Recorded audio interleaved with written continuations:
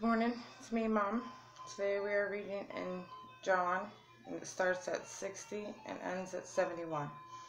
And the title is, Many Disciples Desert Jesus. Even his disciples said, "This is very hard to understand.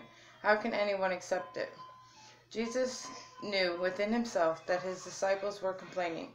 So he said to them, "Does this offend you? Then what will you think if you see the Son of Man return to heaven again?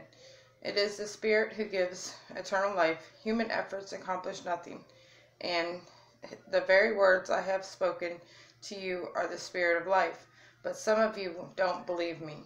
For Jesus knew from the beginning who didn't believe and he knew who would betray him. And he said, "That is what I meant when I said people can't come to me unless the Father brings them to me." At this point, many of his disciples turned away and deserted him.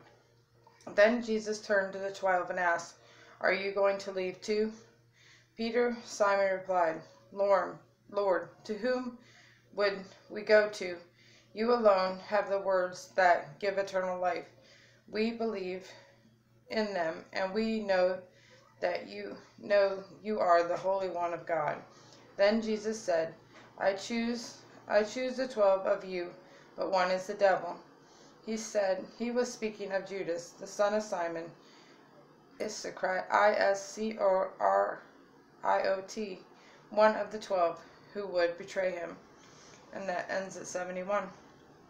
That makes me think of having friends.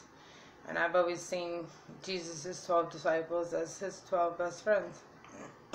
And in life, we do pick our friends, and we get to choose who we spend our time with and who we listen to and who we even sometimes just complain to, and we use them to hopefully better ourselves. And in the Bible, the 12 disciples are important, but even Judas's role is important. And even though Jesus knew that he'd eventually betray him, Jesus didn't say, "Okay, you're not one of the 12 and I only have 11. He was still counted as one of the 12. And I'll leave it up to you whether he was a good friend or a bad friend. Jessica Titus and Ember, Mama loves you. Choose your friends wisely. But most of all, stay true to yourself. I love you, my babies.